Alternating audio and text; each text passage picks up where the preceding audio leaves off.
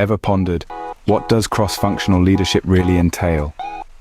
Well, it's all about leading beyond the confines of your own team, across the silos of an organization. It's about understanding the complexities of other departments, their roles, their challenges, and how they all fit into the larger organizational jigsaw puzzle. In essence, cross-functional leadership is about seeing the big picture. It's not just about focusing on your own team's goals, but also understanding how those goals align with the broader objectives of the organization. But it's not just about understanding, it's also about investing. Investing your time, your effort, and your resources in fostering the right relationships across the organization. It's about bridging gaps, fostering collaboration, and promoting a shared vision. So, how does one become a better cross-functional leader? Let's dive in. Let's explore some strategies that can help you navigate and master the complex yet rewarding world of cross-functional leadership. First things first, evaluate how well you currently manage cross-functional relationships. Cross-functional relationships are the bridges that connect different teams within an organization. These bridges allow for the flow of information, ideas, and resources, which are all crucial for the successful execution of projects and the achievement of organizational goals. To start, think about the key stakeholders in your organization. These are the individuals whose cooperation, support, or approval is vital for your success. Who are these people? Can you list them? Ideally, you should have around 5 to 8 such people. Once you've identified these key stakeholders, it's time to assess their strategic importance to you. This involves understanding their roles and responsibilities, their influence within the organization, and how their work intersects with yours. What value do they bring to your role and your team? What would be the impact if these relationships were strained or broken? These are the questions that will help you gauge their strategic importance. Now consider how frequently you interact with these stakeholders. Is it on a daily, weekly, or monthly basis? Or is it more sporadic? Regular interaction is essential for maintaining and strengthening these relationships. It allows you to understand their perspectives, anticipate their needs, and address any issues or concerns proactively. But it's not just about the frequency of interaction, it's also about the quality of these interactions.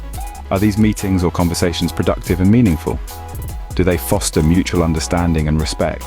Do they enhance cooperation and collaboration? Remember, managing these cross-functional relationships is not a one-off task. It's an ongoing process that requires time, effort, and intention. It's about being proactive and reaching out. It's about listening and understanding. It's about respecting and valuing their contributions. Ultimately, it's about putting enough time and intention into the cross-enterprise relationships that matter most. The strength and effectiveness of your cross-functional leadership depend on it. It's these relationships that will help you see the big picture, make informed decisions, and lead your team towards success. The next step is to assess how much time you spend leading across teams versus leading your own team. This assessment is key to understanding how you're currently balancing your leadership responsibilities. Imagine your leadership role as a compass, with the 4 cardinal directions representing your leadership responsibilities. North signifies your own team, South stands for other teams, East represents your superiors, and West is for your peers. In an ideal world, your compass needle would spin evenly across all directions, but in reality, you might find yourself focusing too much on the North, your own team. This overemphasis on vertical leadership, or leading your own team, can create an imbalance. While it's essential to lead your own team effectively, spending too much time on this aspect can lead to neglecting your cross-functional relationships. Now let's talk about the South, leading other teams. In the context of cross-functional leadership, this involves nurturing relationships with high-value leaders on other teams. These relationships are the bridges that connect different departments and functions, making the entire organization more cohesive and efficient. But how do you determine who these high-value leaders are? Consider who has influence in their respective areas, who has access to resources, and who can provide unique insights that could benefit your team and the organization as a whole. Once you've identified these leaders, invest time in building relationships with them. Remember, this isn't about schmoozing or politicking. It's about understanding their motivations, constraints and goals, and finding ways to collaborate effectively for mutual benefit. It's worth noting that this process isn't a one-time event, but a continuous cycle of assessment and adjustment. You'll need to frequently evaluate how you're spending your time and make necessary adjustments to ensure you're striking a balance between leading your own team and leading across teams. In conclusion, leading isn't just about managing your own team.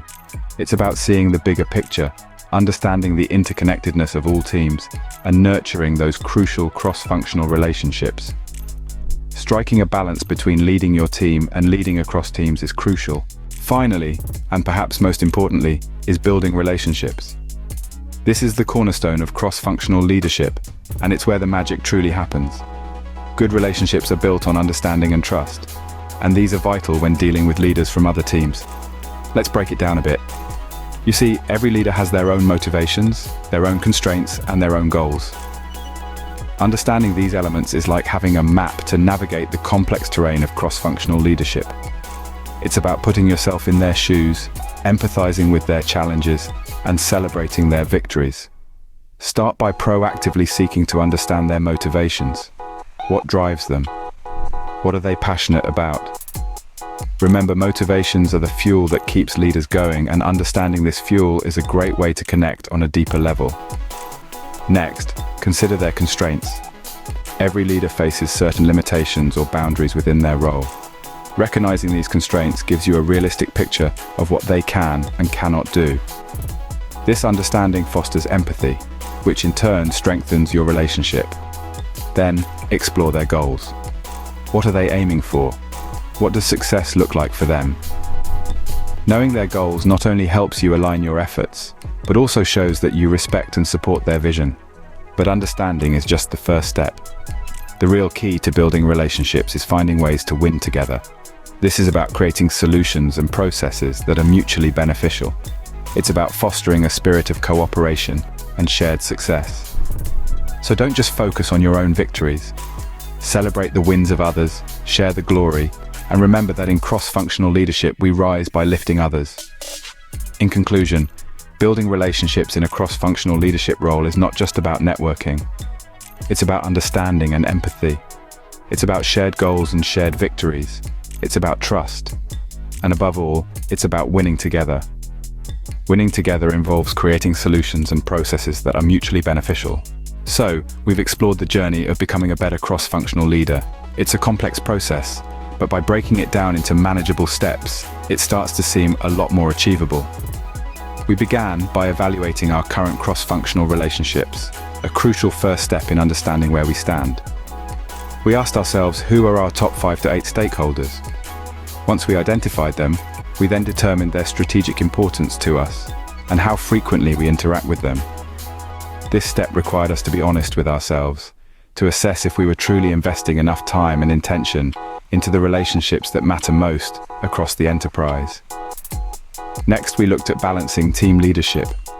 We examined the time spent leading across teams versus leading our own team. This assessment was essential because, as we discovered, there's a delicate balance to strike.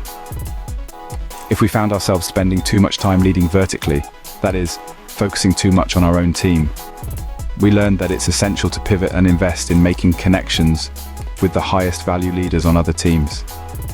This step is all about striking a balance between leading your team and leading across different teams. Finally, we underscored the importance of building relationships. To foster healthy working relationships and trust with leaders on other teams, we learned the importance of proactively clarifying their motivations, constraints, and goals. This step involves active listening and empathy. Once we understand the other party's perspective, we can then find ways to win together, creating solutions and processes that are mutually beneficial. This is the essence of cross-functional leadership, bringing diverse teams together to achieve common goals. The journey of becoming a better cross-functional leader is not a one-time task, but rather a continuous process of learning and adapting. It's about being conscious of the bigger picture and understanding how our actions ripple through the organization. It's about investing in the right relationships, not just within our own team, but across the whole enterprise. And finally, it's about finding ways to win together, embracing the idea that success is not a zero-sum game, but something that we can all share in when we work together. Remember, effective cross-functional leadership is about seeing the big picture, investing in the right relationships, and finding ways to win together. It's a journey, not a destination. And each step you take makes you a stronger, more effective leader. So, keep striving, keep learning, and most importantly, keep leading.